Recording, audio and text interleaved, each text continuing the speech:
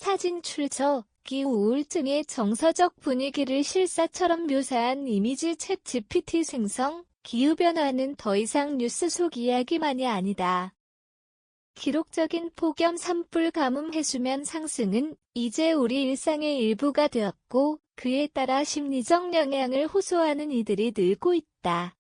최근에는 이러한 정서적 반응을 가리켜 기후우울증 혹은 기후불안이라 부르며 심리학계와 환경운동 진영에서 주목하고 있다. 특히 자연과 깊이 연결된 삶을 살아온 이들 그리고 미래 세대의 삶을 걱정하는 청년들 사이에서 이러한 감정은 더욱 깊고 고통스럽다. 그러나 중요한 건 이 감정은 혼자만의 것이 아니라는 사실이다. 기후우울증은 전 세계 수많은 사람들이 공유하는 마음의 울림이며 이를 이해하고 대처하는 방법 역시 존재한다. 기후우울증, 에코앙스이에트이라는 단어는 더 이상 생소하지 않다. 미국 심리학회는 이미 수년 전부터 기후변화로 인해 정신건강 문제가 증가할 것이라 경고했으며 실제로 청년층을 중심으로 불안과 우울, 무기력감을 호소하는 이들이 증가하고 있다. 2021년 세계 10개국 청소년 1만 명을 대상으로 한 연구에서는 절반 이상이 기후변화 때문에 일상생활에 지장을 느낀다고 답했고, 정부가 미래를 지켜주지 못한다는 분노와 좌절을 동시에 표현했다.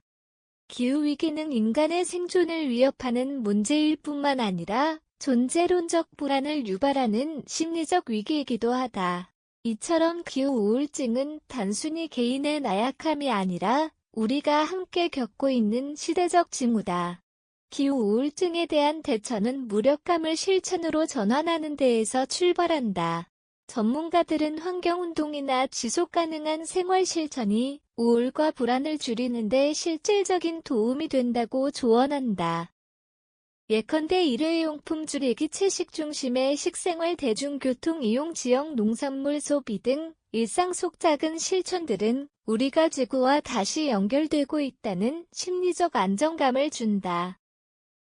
또한 명상, 숲속 산책, 정원 가꾸기 등 자연과 접촉하는 활동은 우울 완화에 효과적이며 우리가 여전히 지구의 일부임을 느끼게 한다. 이 과정은 단순한 백슬래시를 넘어 자기 치유의 도구가 된다.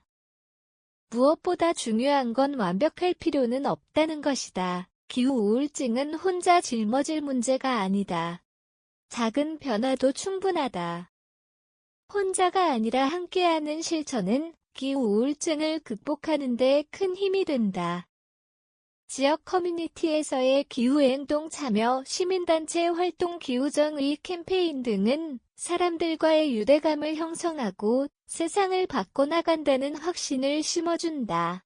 최근 국내에서도 기후위기를 주제로 한 청소년 모임, 지역 환경단체의 생태교육 등이 활발하게 진행되고 있으며 이들은 단순한 캠페인을 넘어 치유의 공동체로 기능하고 있다. 우리가 직접 문제를 해결할 수 있다는 자율성과 능동성은 우울과 불안을 줄이고 삶의 의미를 회복하는 데 기여한다. 결국 희망은 변화가 아니라 변화를 만들어가는 사람들로부터 시작된다. 기후우울증은 그저 지나가는 유행병이 아니다. 그것은 우리가 지구의 위기를 온몸으로 느끼고 있다는 증거이며 동시에 세상을 더 나은 방향으로 이끌 수 있는 감정적 연료이기도 하다. 혼자 감당하지 않아도 된다. 지금 이 순간에도 수많은 사람들이 지구를 위해 그리고 자신을 위해 무언가를 하고 있다. 우리가 함께할 때 불안은 힘으로 바뀌고 우울은 연대로 치유된다. 기후우울증을 극복하는 길은 결국 더 나은 지구를 만드는 길과 닿아 있다.